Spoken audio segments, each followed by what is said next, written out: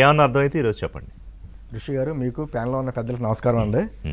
నమస్తే. అంటే వాళ్ళకి సిద్ధాంతాలు అంటూ, అంటే సిద్ధాంతంలో ఒక పార్టీ ఏదన్నా పలానా సిద్ధాంతంలో పుట్టింది అనుకుంటే మనం అనుకోవచ్చు. వాళ్ళ పార్టీ ఎక్కడ పుట్టిందో ఏంటో అన్నది మనకి స్పష్టంగా రాష్ట్ర ప్రజలందరికీ తెలుసు.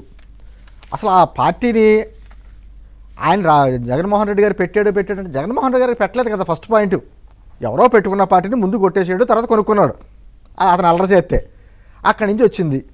తర్వాత పార్టీకి సిద్ధాంతాలు విధానాలు ఉన్నాయంటే, ఇప్పుడు మాకు జనసేన పార్టీ ఉందంటే మాకు 7 సిద్ధాంతాలు ఉన్నాయని మేము చెప్తాం. తెలుగుదేశం పార్టీ ఏంటంటే తెలుగువారి ఆత్మగౌరవ ప్రతీకగా ఏర్పడిన పార్టీ అని ఒకటి ఉంటుంది. అలాగే ఏ పార్టీకి ఆ పార్టీ సిద్ధాంతం, కానీ వీళ్ళకి ఒకటే రాజారెడ్డి సిద్ధాంతం, రాజారెడ్డి గారి రాజ్యాంగం వాళ్ళ రాజ్యాంగం, రఫా అన్నది వాళ్ళ సిద్ధాంతం. ఇంకా అదే అదే అదే నడుస్తుంది. ఇంకా అంటే సరే పవర్ మాంగింగ్ సిద్ధాంతమే అనుకుందాం పోనీ, బట్ దాంట్లో కూడా ఒక పద్ధతితో ఒక ప్యాటర్న్ ఉండాలి కదా. మీరు చాలా ఎక్స్పెక్ట్ చేస్తున్నారు సార్. ఇప్పుడు మనకు తెలుసు, ఆ రోజు 2014 ఎన్నికలైనప్పుడు రాష్ట్ర విభజన జరిగిన తర్వాత పవన్ కళ్యాణ్ గారు పదే మాట చెప్పాడండి. ఈ టైంలో రాష్ట్ర విభజన జరిగినటువంటి ఈ పరిస్థితుల్లో రాష్ట్రానికి చంద్రబాబు నాయుడు గారు లాంటి వ్యక్తే ఉండాలి, అనుభవం ఉన్న వ్యక్తి. అందుకని నేను పార్టీ పెట్టినా కూడా నేను డైరెక్ట్గా ఎలక్షన్స్లో కంటెస్ట్ చేయట్లేదు, తెలుగుదేశానికి బీజేపీకి మద్దతు చెప్తానని ఆ రోజు చెప్పారు ఆయన.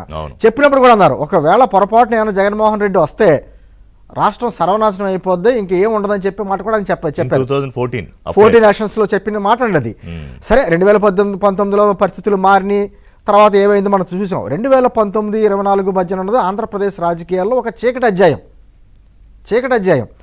ఈ రోజున అంటే 2024 ఎన్నికలకు ముందు కూడా అనేక రకాలుగా ఏంటంటే కుల రాజకీయాలు చేసుకుంటూ వచ్చి, కుల కుట్రలు చేసుకుంటూ వచ్చి కాపు కమ్మ మధ్య చిచ్చు పెట్టడానికి ప్రయత్నం చేశారు. ఆ తర్వాత వాళ్ళ పదవి కోల్పోయినప్పుడు ఇప్పటికీ కూడా కాపు కమ్మల మధ్య చిచ్చు పెడదామా, లేకపోతే కమ్మ వర్సెస్ ఇతర కులాలకు మధ్య చిచ్చు పెడదామా, లేకపోతే కాపుల మధ్యనే ఉన్నటువంటి చీలికి తీసుకొద్దామా? ముందు రెండు కుదరలేదు. ముందు ఇప్పుడు కాపు కమ్మ మధ్య చిచ్చు పెడదామంటే కూటమి ఏర్పడింది, ప్రభుత్వం ఏర్పడింది, కుదరలేదు. సరే అప్పట్లేమో డిఎస్పీ ఆపలేదు, వాళ్ళు చేసుకుంటూ ఉంటారు. అంటే అంతకు ముందు డిఎస్పీ అన్నారు, తర్వాత డిఎస్సీ అన్నారు, కమ్మ సామాజిక వర్గాన్ని దూరం చేయడానికి, రెండూ కుదరలేదు. ఇప్పుడు ఏమైందంటే కాపు సామాజిక వర్గం మధ్యన ఏదైతే కూటమి ప్రభుత్వానికి అండగా ఉన్నారో ఆ సామాజిక వర్గాన్ని చేల్చాలి, అందులో ముఖ్యంగా పవన్ కళ్యాణ్ గారికి అండగా ఉన్నారనేటువంటి ఒక భయంతో ఈ కుట్ర మళ్ళీ కాపు సిద్ధాంతం ఒకటి తీసుకొచ్చి, కాపుల్లో ఏదో జరిగిపోతుంది, అన్యాయం జరిగిపోతుందని కొంతమందిని అందరినీ తీసుకొచ్చి ఆత్మీయ సమావేశాలు మీరు చూశారు. అది ఆత్మీయ సమావేశం సంతాప సభలాగా ఉందో నాకు అర్థం లేదు వాళ్ళ ఫేస్లు చూస్తుంటే. దాన్ని వైఎస్ఆర్సీపీ కాపు ఆత్మీయ సమావేశమైన పేరు మార్చేసుకుని వైఎస్ఆర్సీపీ జగన్మోహన్ రెడ్డి గారి బానిస సమావేశాన్ని పెట్టుకోవాలనుకుంటున్నాను.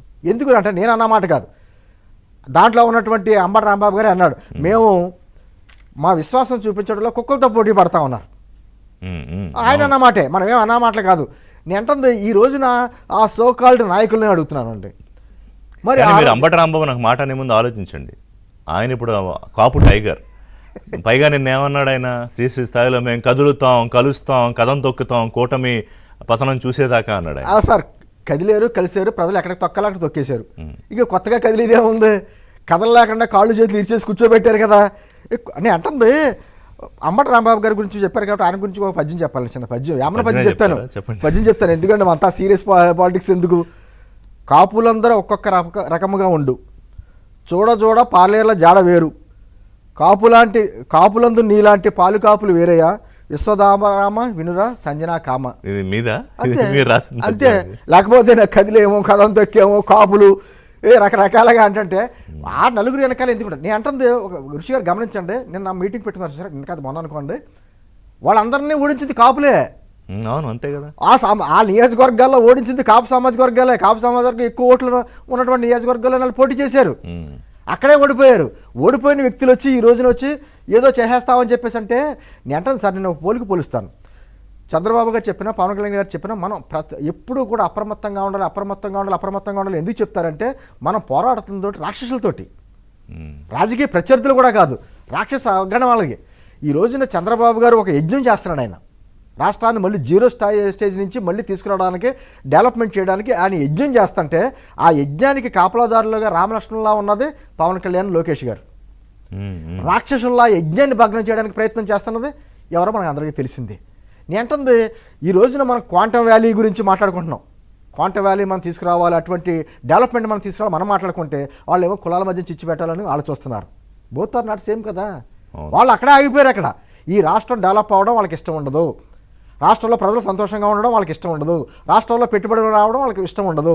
అమరావతి దగ్గర నుంచి మనం చూసాం ఎన్ని రకాల లెటర్లు రాశారండి వాళ్ళు, పెట్టుబడులు రాకుండా, నిధులు రాకుండా ఎన్ని రకాల కుట్రలు అక్కడ ఎన్ని రకాల కుట్రలు చేశారు. ఈ రోజున మతాల మధ్య చిచ్చు పెడుతున్నారు, కులాల మధ్య చిచ్చు పెడుతున్నారు.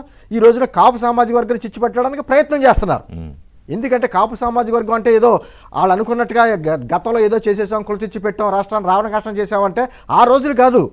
ఈరోజు కాపు సమాజ వర్గం ఆలోచిస్తుంది. నేను అంటుంది ఆ కాపు సమాజ వర్గ నాయకులకే ప్రశ్న చేస్తున్నాను సార్.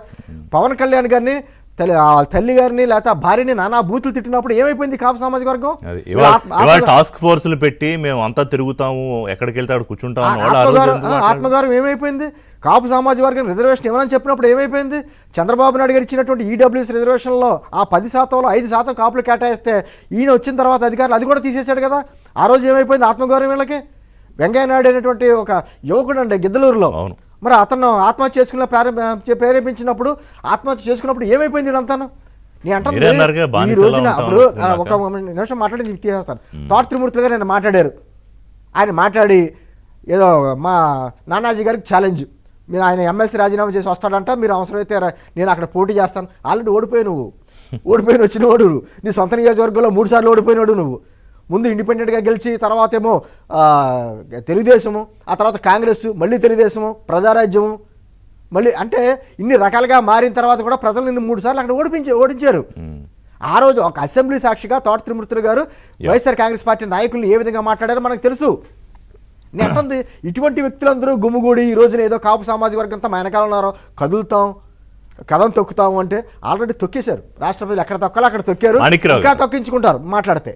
అప్లిఫ్ట్ చేయాలి, అందరికీ అవకాశాలు ఇవ్వాలి, అలాంటి రాజకీయమే చెయ్యాలనే